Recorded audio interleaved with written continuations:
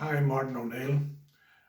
20 years ago, I met James Bishop at the Bruce Lee uh, celebration in Seattle, in USA. And it just so happened that James sat beside me on a bus tour of Seattle looking at places that Bruce Lee lived, trained. Uh, and it was the compere on the bus was Linda Lee. So it was really fantastic to be there. And when James started to talk to me, I didn't know who James was, but he started talking to me about uh, Ireland, and he knew a good bit about Irish history. So I was kind of taken aback that someone would start chatting to me about Irish history on the bus. So it was kind of interesting, and it was really good to meet James. So I think that's sowed a seed with us in terms of keeping in touch, and from that I decided that I would try to bring James, Andy Kimura, and John Little to Ireland to to give a lecture tour on Bruce Lee's philosophy and his thoughts and his psychology. Um, because in Ireland at that time we were just coming out of the ceasefires, and Ireland had had a history of 40 years of basically what was a civil war, and people were hurting and still are. So I thought that Bruce Lee, through his writings, through his image, he's viewed as an icon, especially with young men.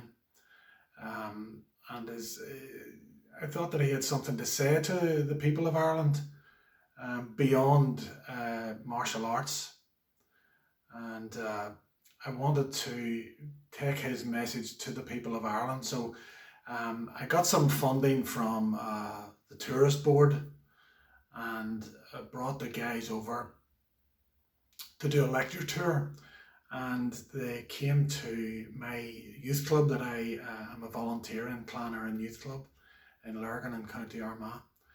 And then they went to Belfast, and visited some community projects in Belfast. And then they did a lecture on Bruce Lee's philosophy at Queen's University in Belfast. Following that, it was very successful. I mean, people were just bowled over that the Bruce Lee Education Association would come over, and there were a lot of Bruce Lee fans there, but also, beyond that as well, people who were just interested in what was being done and what was being said. And then we went down to Trinity College in Dublin, and I had a funny meeting at Trinity College when I was setting up the lecture. I had to go and meet one of the people who was the head of facilities down there, and he said, "Well, what do you want to hire a room for?" Because they're quite careful about who they let in to speak at such a prestigious and ancient kind of centre of learning in Ireland. And when I told him that I was bringing people down to do a lecture on Bruce Lee's philosophy, he just thought I was crazy.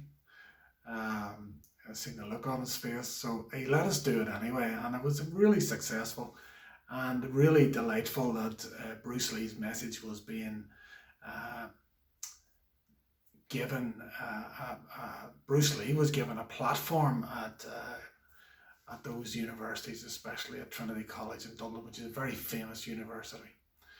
And the message, I think, the core of the message was, what Bruce Lee was trying to do was to encourage, particularly, I think, young men to take responsibility for their lives and to walk forward and to take opportunities that are presented in life, and to be successful in their lives, physically, mentally, emotionally, spiritually, and not to fall into the trap of being bitter and resentful and angry and blaming others, um, but to be successful in their lives. And I think that message that Bruce Lee sent us in his writings is resonates today. It certainly resonated with me growing up uh, during the Civil War in a place where there was a riot happening at the end of the street every night